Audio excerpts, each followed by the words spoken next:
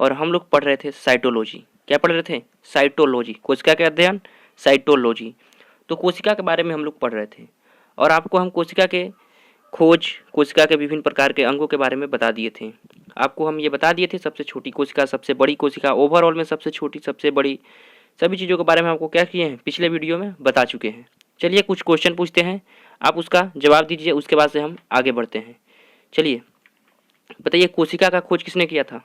Robert Hooke ने किया था। किसने किया था? रॉबर्ट हुक ने किया था।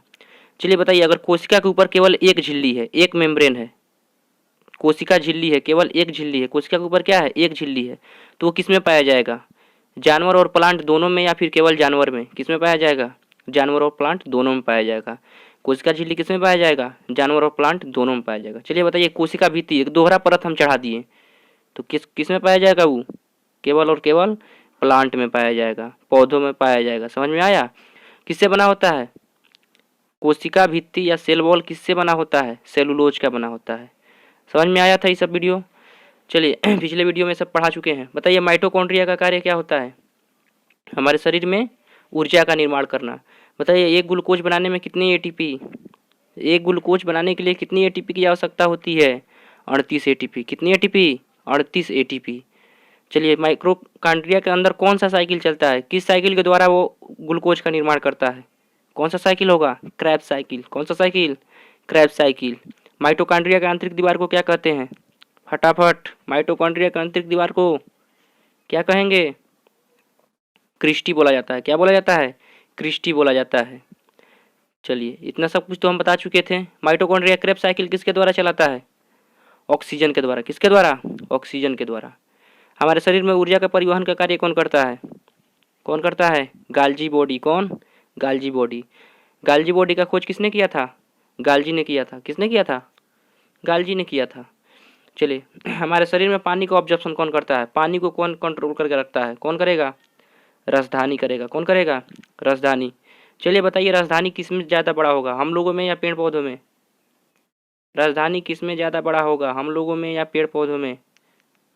किस में बड़ा होगा? पेड़ पौधों में ज़्यादा बड़ा होगा, हम लोगों में क्या होगा? छोटा होगा। चलिए, आज हम कोशिका का नेक्स्ट अंग देखते हैं, जिसका नाम है सेंट्रोसोम। क्या नाम है? सेंट्रोसोम। सेंट्रोसोम या तारक का है। सेंट्रोसोम का कार्य क्या होता है, आखिर ये होता क्या है सेंट्रोसोम? सेंट्रोसोम क्या है? कोशिका का एक अंग है। जैसे ह्यूमन बॉडी का एक अंग है हाथ पाँव, इसी तरह से कोशिका का एक अंग क्या है? सेंट्रोसोम। ये क्या करता है? कोशिका विभाजन का कार्य करता है।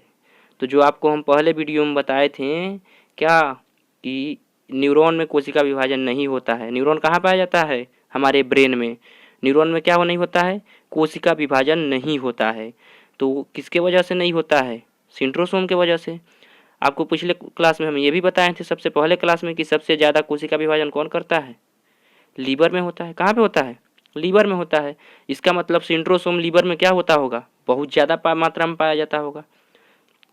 क्या होता होगा? बहुत ज़्यादा मात्रा में पाया जाता होगा। तो चलिए, सेंट्रोसोम के कार्य के बारे में। कोशिका विभाजन का मतलब हमको पहले बताए थे। कोशिका विभाजन का मतलब क्या होता है? कोई एक बड़ी कोशिका है। क्या है? कोई एक बड़ी कोशिका है, ये छोटी छोटी दो कोशिकाओं में क्या हो गई?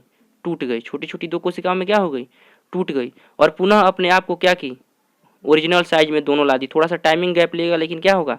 ओरिजिनल साइज में आ जाएगा। तो इसको हम क्या कहेंगे? कोशिका विभाजन। ऐसा नहीं कि कोशिका टूट गई और बन रही है नहीं रहा, हमको कोशिका विभाजन कर रहे हैं। कोशिका विभाजन वो नहीं होगा। वो किस में होता है? कोशिका विभाजन किस में नहीं होता है? न्यूरॉन में, तंत्रिका तंत्र में कोशिका विभाजन नहीं होता है। सबसे लंबी कोशिका, सबसे लंबी कोशिका न्यूरॉन होगा। कहाँ पाया जाता है? ब्रेन में पाया जाता है, दिमाग में पाया जाता है। चलिए, कोशिका विभाजन कौन कराता है? सेंट्रोसोम कराता है। कौन कराता है? सेंट्रोसोम। क्या करता है? कोशिका विभाजन करता है। जैसे यदि हम क्या करें, आपको अगर मारें, जैसे आपको गाल पे एक थप्पड़ मारे, तो क्या हुआ? वहाँ की कोशिका मर गई। वहाँ की क्या मर गई? कोशिका मर गई। तो कोशिका मर गई तो क्या होगा? सेंट्रोसोम कोशिका विभाजन कर करके फिर उतना कोशिका बना देगा, और आपका घाव क्या हो जाएगा? वो जो दर्द कर रहा था ठीक हो जाएगा। जितना कोशिका मरी है उतना पुनः निर्माण हो गया, तो क्या हो जाएगा? आपका घाव ठीक हो जाएगा। तो कोशिका विभाजन का कार्य कौन करता है? सेंट्रोसोम करता है। सेंट्रोसोम का कार्य क्या होता है? कोशिका विभाजन का कार्य होता है। चलिए, अब इसके बारे में थोड़ा अच्छे से समझने का प्रयास करते हैं।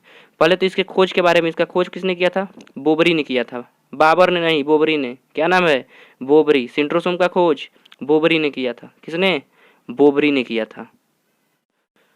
तो दूसरा क्या है, यह मस्तिष्क में नहीं पाया जाता है। मस्तिष्क में क्यों नहीं पाया जाता है? क्योंकि मस्तिष्क में क्या है, न्यूरॉन सेल है, और न्यूरॉन सेल में कोशिका विभाजन होता है, नहीं होता है। क्यों नहीं होता है? क्योंकि उसमें सेंट्रोसोम पाया ही नहीं जाता है, तो कोशिका विभाजन करेगा कौन? समझ में आया?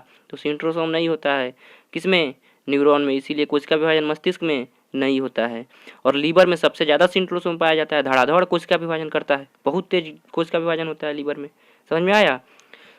यह केवल जंतुओं में पाया जाता है। किसमें पाया जाता है? जंतुओं में पाया जाता है।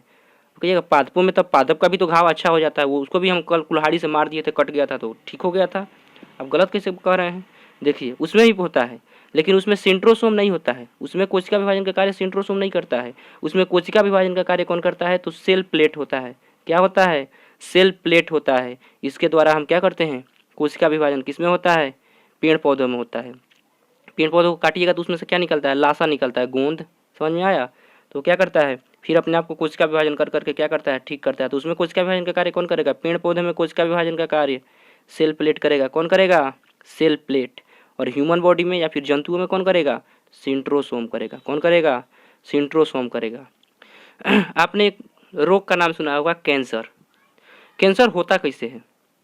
तो आप समझ लीजिए एक शब्द में कि अनियंत्रित कोशिका विभाजन को ही हम क्या कहते हैं?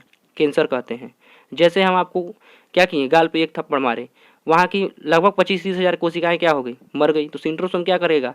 धड़ाधड़ कोशिका विभाजन करके क्या करेगा? 25-30 हज़ार कोशिका बना देगा, आपका घाव जो है वो क्या हो जाएगा? ठीक हो जाएगा। लेकिन अब क्या करे, वो 25-30 हज़ार का जगह 25-30 लाख कोशिका बना दे, तो क्या हो जाएगा? वो कैंसर हो जाएगा। तो अनियंत्रित कोशिका विभाजन को हम क्या कहेंगे? कैंसर कहते हैं। इसलिए देखिएगा जो दारू वारू पीते हैं, लीवर में क्या हो जाता है? उनका कैंसर हो जाता है, क्योंकि लीवर में तो ऑलरेडी ये सेंट्रोसोम क्या होते हैं? बहुत अधिक मात्रा में पाए जाते हैं। लीवर में क्या होते हैं? सेंट्रोसोम बहुत अधिक मात्रा में पाए जाते हैं। और यहाँ पे क्या होता है? धड़ाधड़ विभाजन होता है, कोशिका विभाजन। और इसमें अगर कोई क्या करे, सेंट्रोसोम को पगला दे, सेंट्रोसोम क्या हो जाए, अगर पागल हो जाए तो क्या करेगा? धड़ाधड़ कोशिका विभाजन करेगा, और लीवर में क्या हो जाएगा? कैंसर हो जाएगा। तो लीवर में कैंसर हुआ क्या, अदर जगह अगर कैंसर होता है तो आदमी क्या होता, बच सकता है। लेकिन यदि लीवर में कैंसर हो जाए, ऐसा जगह जहाँ पहले ही से दुनिया भर का कोशिका विभाजन हो रहा था, वहाँ पे अगर आपको कैंसर पकड़ ले तो क्या हो जाएगा? बचना मुश्किल है। समझ लीजिए वो आदमी क्या हो जाएंगे? अल्लाह को प्यारे हो जाएंगे, मतलब भगवान के पास चले जाएंगे। समझ में आया? तो लीवर में क्या हो जाता है, कुछ अगर लीवर में कैंसर हो जाएगा, अदर जगह होगा तो आदमी बचने की चांसेज होती है। लेकिन यदि लीवर में हो जाएगा तो खिस्सा है ना, एक तरह नि बानर मार दलस बिच्छी, तो क्या होगा? बानर को बिच्छी मारेगा तो और कूदने लगेगा। तो क्या हो जाएगा? लीवर में यदि हम क्या करेंगे लीवर में यदि कैंसर हो जाएगा तो बचना क्या है? नामुमकिन है। 25-30 लाख का खर्चा आएगा, लेकिन फिर भी आदमी क्या होगा? नहीं बच पाएगा। दूसरा क्या होगा? न्यूरॉन। क्या होगा? न्यूरॉन कहाँ पाया जाता है? ब्रेन में। तो आप ब्रेन में कैंसर नहीं होना चाहिए। क्वेश्चन तो आपका राइट है कि जब ब्रेन में कोशिका विभाजन होगा ही नहीं, ब्रेन में कोशिका विभाजन होगा ही नहीं, क्योंकि इसमें क्या है? न्यूरॉन सेल है। क्या है? न्यूरॉन सेल है। तो जब ब्रेन में कोशिका विभाजन होगा ही नहीं तो फिर हमको कैंसर क्यों होगा? तो ब्रेन में तो कैंसर नहीं होना चाहिए। गलत बात है। देखिए ब्रेन का जो 90%, कितना? 90%, 90%, 90% जो हिस्सा है वो किसका बना होता है? न्यूरॉन का बना होता है। किसका? न्यूरॉन का। लेकिन 10% जो हिस्सा है, कितना? 10% जो हिस्सा है, एक बार में लिखा ही नहीं करता है। 10% जो हिस्सा है वो किससे बना हुआ है? गिलियल सेल से। किससे? गिलियल सेल से। और ये 10% गिलियल सेल में क्या पाया जाता है? सेंट्रोसोम पाया जाता है, और इसमें कोशिका विभाजन हो जाता है। और जब ये गिलियल सेल पगला जाएगा तो क्या होगा? कोशिका विभाजन कर देगा। और कोशिका विभाजन कर देगा तो ब्रेन में अगर अनियंत्रित मात्रा में कोशिका विभाजन होगा तो क्या हो जाएगा? ब्रेन हेमरेज हो जाएगा, ट्यूमर बोला जाता है, ब्रेन ट्यूमर बोला जाता है। कैंसर के फर्स्ट स्टेज को जो ब्रेन में होता है उसको हम ट्यूमर बोलते हैं। और किससे होता है? गिलियल सेल से होता है। किससे? गिलियल सेल से होता है। तो ब्रेन में कैंसर का कारण कौन है? गिलियल सेल है। कितना परसेंट होता है? 10%। और 90% कौन होता है? तंत्रिका तंत्र होता है या न्यूरॉन होता है। समझ में आ गया? तो उम्मीद करते हैं आपको ये टॉपिक समझ में आया होगा कि सेंट्रोसोम का कार्य क्या होता है, आदमी को कैंसर कैसे हो जाता है, और दिमाग में कैंसर कैसे हो जाता है, क्योंकि दिमाग में तो कोशिका विभाजन नहीं होता है, तो उस वहाँ पे कैंसर कैसे हो जाता है? गिलियल सेल की वजह से। किसके वजह से? गिलियल सेल की वजह से। अगर गिलियल सेल पगला जाएगा तो क्या हो जाएगा? ट्यूमर का रूप ले लेता है। समझ में आया? सबसे ज़्यादा दिमाग में कौन सा सेल पाया जाएगा? न्यूरॉन। कितना परसेंट? 90%। कोशिका विभाजन होगा? नहीं होगा। ग्लियल सेल 10%, कोशिका विभाजन होगा, बिल्कुल होगा। और इसी की वजह से दिमाग में क्या हो जाता है, कैंसर हो जाता है। क्या हो जाता है, कैंसर हो जाता है। तो उम्मीद करते हैं आपको ये वीडियो समझ में आया होगा। मिलते हैं आपसे नेक्स्ट वीडियो में, तब तक के लिए जय हिंद,